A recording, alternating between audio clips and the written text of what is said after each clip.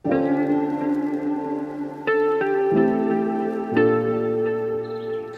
lagi nih di Legend, mengupas putar hal-hal yang tak lekang dimakan waktu dan jadi saksi-saksi berkembangnya zaman.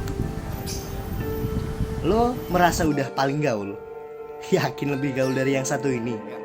Di tahun 90-an, sosok ini sangat melegenda soal bahasa gaul. Dia adalah Debbie Sahertian. Oke.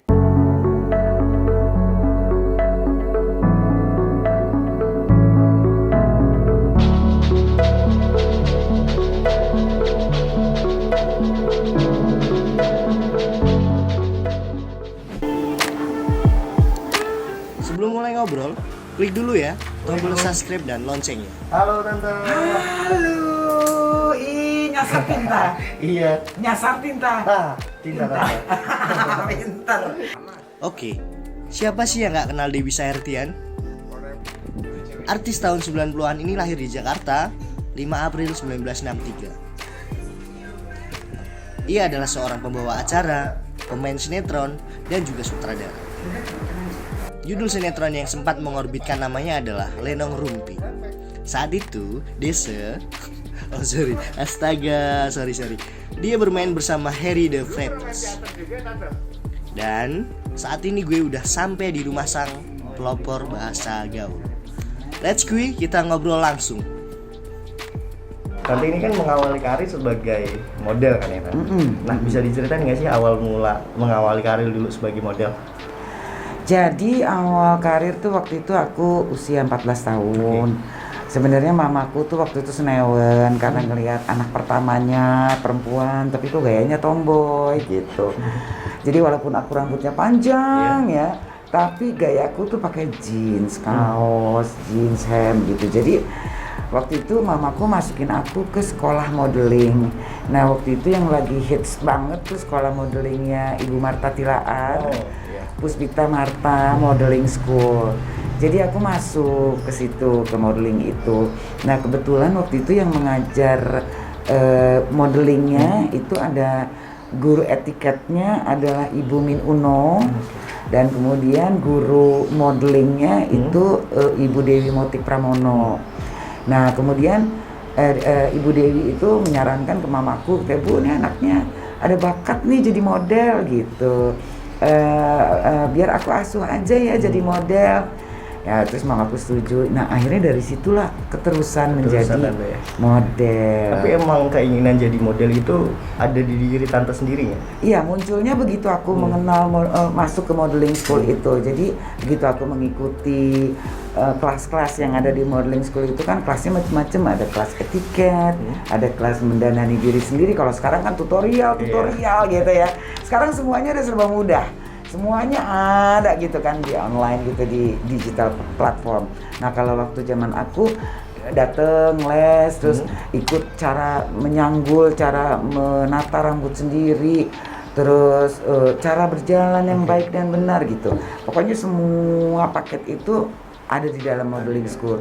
Nah waktu aku ngikutin modeling yang course untuk catwalk, nah itu aku tertarik sekali gitu. Jadi makanya diarahkannya ke situ akhirnya gitu. Nah di dunia modeling ini berapa tahun Tante? Dunia modeling kurang lebih 10 tahun. 10 tahun. 10 tahun. Nah dari 10 tahun itu kan akhirnya Tante memutuskan untuk pindah ke dunia komedi. Iya, sebenarnya secara nggak sengaja, nggak sengaja. Jadi waktu aku di modeling emang aku tuh karakternya dasarnya senang bercanda. Oke. Jadi kalau misalnya kalau lagi ada fashion show gitu, terus nunggu acaranya mau mulai itu kadang-kadang ngapain ya, boring banget gitu kan. Nah aku banyak bercandain teman-teman gitu, ngeledek-ledekin gitu, bikin jokes supaya nggak berasa bosen gitu. Nah akhirnya ada teman kita Harry the Freitas, dia membuat Lenong Rumpi. Nah dia ngajak aku, jadi dia bilang ayo dong yuk ikut yuk gabung. Aku bilang hah main lenong? Masa aku main lenong? Aku bilang gitu. Model main lenong. Model, kan model, kayak main lenong gitu. Terus dia bilang nggak apa-apa coba aja. aduh aku bilang gini ya, aku lenong tuh aku suka nontonnya, tapi aku main lenong kayaknya enggak deh gitu. Udah nih, akhirnya di kesempatan yang lain ketemu lagi, Ari bilang lagi, ayo lah, kan lo orangnya seneng bercanda katanya. Terus aku pikir oke lah, kenapa enggak dicoba. Oke deh aku coba, aku bilang gitu. Kalau aku nggak bisa, udah ya aku nggak mau lagi. Iya dia bilang gitu. Akhirnya dicoba dan akhirnya ternyata menyenangkan. Di tahun 90-an, bahasa gaul mulai populer. Sosok yang paling getol menggunakan bahasa gaul adalah beliau ini. Sampai-sampai dia membuat kamus bahasa gaul gitu. Aduh, jadi ikut-ikutan. Jadi ceritanya pada tahun 90-an, pada waktu Lenong Rumpi Hits, itu kan 91 ya. 91 tuh Lenong Rumpi Hits. Nah, pada waktu itu bahasa rahasia, ini kan merupakan bahasa rahasia sebenarnya. Oh, bahasa rahasia. Bahasa rahasia, bahasa rahasia kita kalau tahun 80-an, 85 itu kan bahasa prokem. Bahasa preman. 90-an itu diselipin ina-inu. Misalnya kamu kinaminu, makan minakinan. Itu aku termasuk yang menggunakan bahasa rahasia itu gitu. Nah, mulai tahun 95 96 gitu muncullah si bahasa gaul ini. Awalnya pertama di Medan. Oh, awalnya di Medan. Bahasa rahasia kaum transseksual di Medan. Nah, kemudian karena pergaulan dibawalah bahasa Medan ini ke Jakarta. Di Jakarta banyak sekali digunakan di salon-salon. Nah, pada tahun itu kan aku tuh lagi hits-hitsnya kan gitu. Bergeserlah gitu bahasa rahasianya dari yang in-an in-un itu bergeserlah ke bahasa transseksual ini. Nah, kemudian aku sering sekali menggunakan karena kebetulan temanku kan di Lenong Rumpi Tata Dado. Dia juga yang rajin sekali.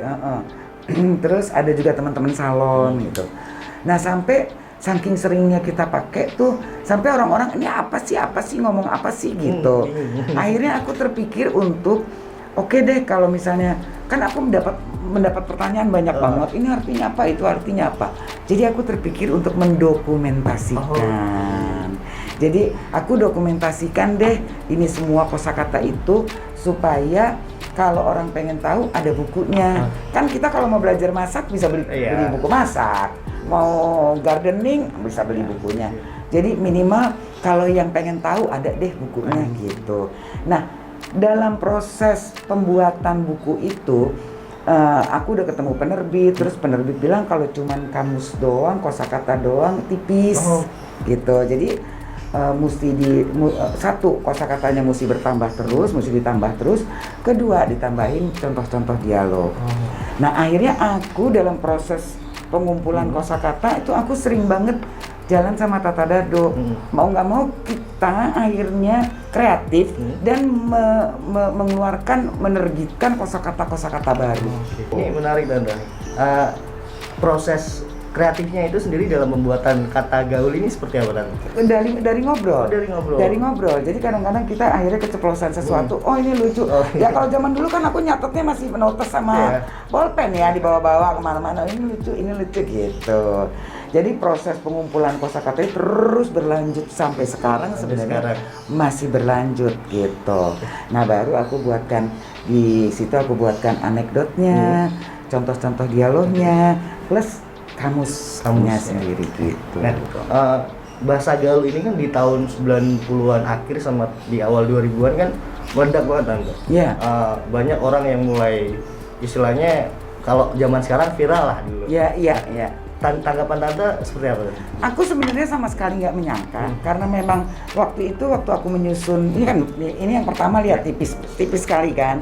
Pada waktu aku menyusun yang pertama ini memang tujuanku hanya supaya ada dokumentasinya itu, dan supaya kalau kita bicara sama orang yang tidak biasa menggunakan bahasa gaul, mereka paham. Kayak makan, kalau dibukukan berarti kan baku, makan Makassar, Makarena gitu.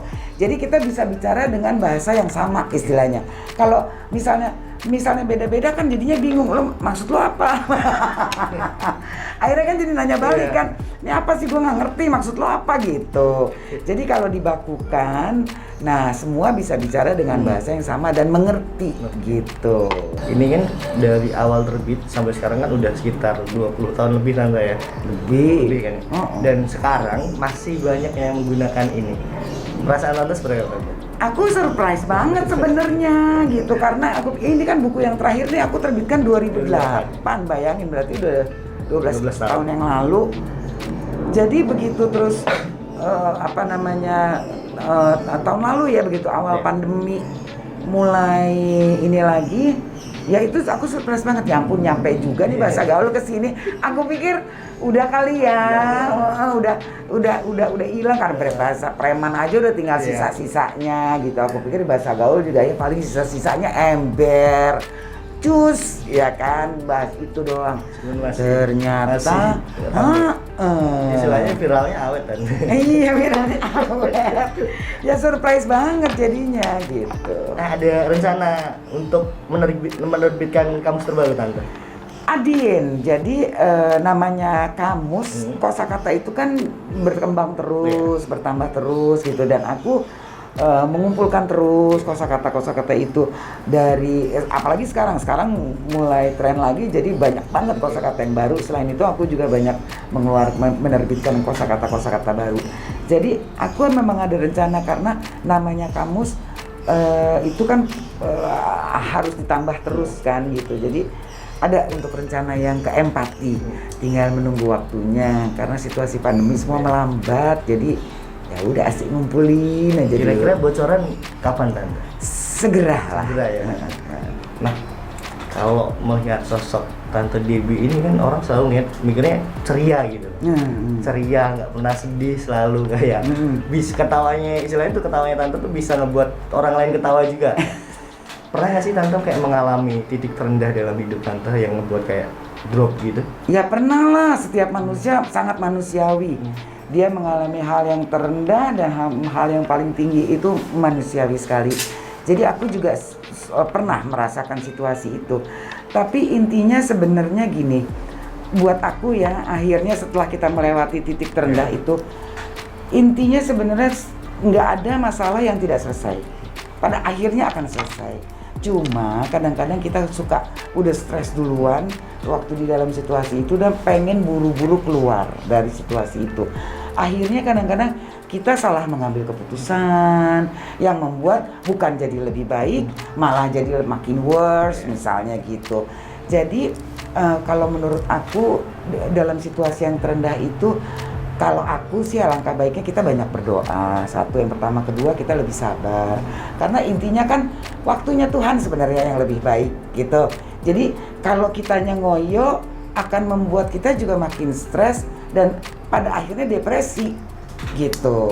Jadi kehidupan memang seperti itu, pasang surut, entar di atas, entar di bawah.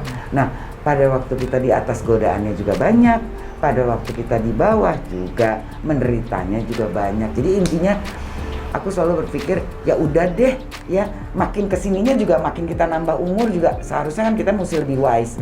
Ya udah deh, kita udah pernah ngalamin ini kok, kita udah ngalamin ini gitu. Jadi intinya kemajuan itu kan artinya kemampuan untuk mengurangi kesalahan di masa lampau. Masa iya sih kita mau di situ-situ terus gitu. Jadi akhirnya aku berpikir ya udah deh, bawa ketawa aja, lihatnya dari kacamata humor aja gitu. Terima kasih Tante Debbie sudah menambah kosakata kami. Well, next kita akan mencari sosok atau tempat legendaris lainnya. Dan jangan lupa tonton terus program-program genpi.co. Love you. Legend Mania, mantap.